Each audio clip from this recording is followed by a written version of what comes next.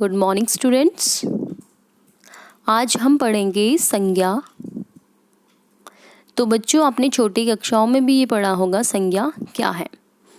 संज्ञा किसी के नाम को कहते हैं। आज हम एक बार फिर से दोहरा लेते हैं।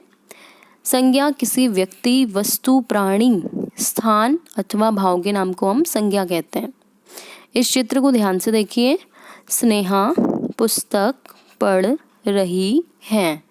तो यहाँ पे आपका स्नेहा कौन है? व्यक्ति है। पुस्तक क्या है? आपका वस्तु। यानी स्नेहा और पुस्तक दोनों ही आपके क्या हुए? संज्ञा शब्द। क्योंकि आपकी परिभाषा यही कहती है कि किसी भी व्यक्ति, वस्तु, प्राणी, स्थान अथवा भाव के नाम को हम संज्ञा कहते हैं। तो इसलिए आपका स्नेहा और पुस्तक संज्ञा शब्द है। आगे बढ़ते हैं। कश्मीर बहुत सुंदर है। कश्मीर परिभाषा में हमें बताया गया था कि जगह के नाम को भी संज्ञा कहते हैं। यानी कश्मीर क्या है? कोई जगह है, स्थान है, इसलिए आपका कश्मीर क्या है? संज्ञा शब्द। इस चित्र को ध्यान से देखिए और वाक्य मेरे साथ पढ़िए। आज बहुत गर्मी है। गर्मी यानी हमें यहाँ पे भाव का पता चल रहा है। गर्मी भाव को बोध कर रहा है, इसलिए आपका गर्मी शब्द भी संज्ञा शब्द है। अब बच्चों, इस कहानी को ध्यान से सुनिए और चित्रों को भी ध्यान से देखिए। यहाँ पे लिखा है, गरिमा को प्यास लगी हुई थी। उसने गिलास से पानी पिया और पापा के साथ चिड़ियाघर देखने चली गई। यानी कि गरिमा और पापा ये दोनों ही आपके संज्ञा शब्द हैं। गरिमा किसी व्यक्ति का नाम है, इसलिए किसी का नाम। प्यास लगना कोई भाव है, इसलिए प्यास आपका भाववाचक संज्ञा।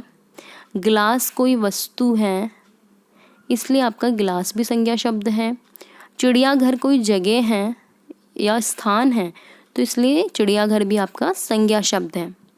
यानी गरिमा, पापा, गिलास, पानी, चिड़ियाघर, प्यास ये सभी आपके संज्ञा शब्द हुए। तो चलिए एक बार हम कुछ प्रश्न अभ्यास करते हैं और साथ ही ये भी जानते हैं कि संज्ञा के 3 भेद भी होते हैं।